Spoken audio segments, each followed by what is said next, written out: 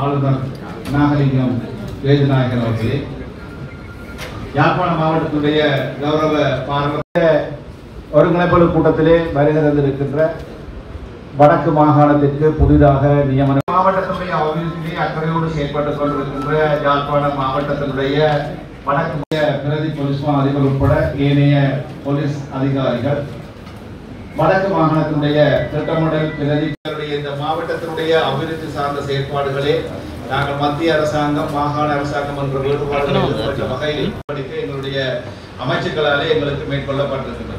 ஆகவே அந்த வகையிலே எங்களுக்கு கிடைக்கப்பெற்றிருக்கின்ற அபிவிருத்தி செயற்பாடுகளை முன்னெடுப்பதற்கு உங்கள் அனைவருடைய கௌரவ இணைத் தலைவராக வருகை தந்திருக்கின்ற வடக்கு மாகாணத்தினுடைய கௌரவ ஆளுநர் நாகலிங்கம் வேதநாயகன் அவர்களை கருத்துரை வழங்குமாறுக்கான திட்ட முன்மொழிவுகள் எங்களுக்கு சமர்ப்பிக்கப்பட்டு அது தற்போது அனுமதி கிடைக்கப்பட்டிருக்கின்றது. அந்த திட்டங்களிலே ஏற்கனவே ஹைரோட் ப்ராஜெக்டிலே கிடைக்கப்பட்டிருக்கின்ற திட்டங்கள் நீக்கப்பட்டு அதற்கு பதிலாக அதிகார பிரிவிலே கிடைக்கப்பட்டிருக்கின்ற திட்டம் மாற்றத்துக்கு உட்பட இருக்கின்றது. அதற்கான அனுமதியும் இங்கே கோரப்பட்டிருக்கின்றது.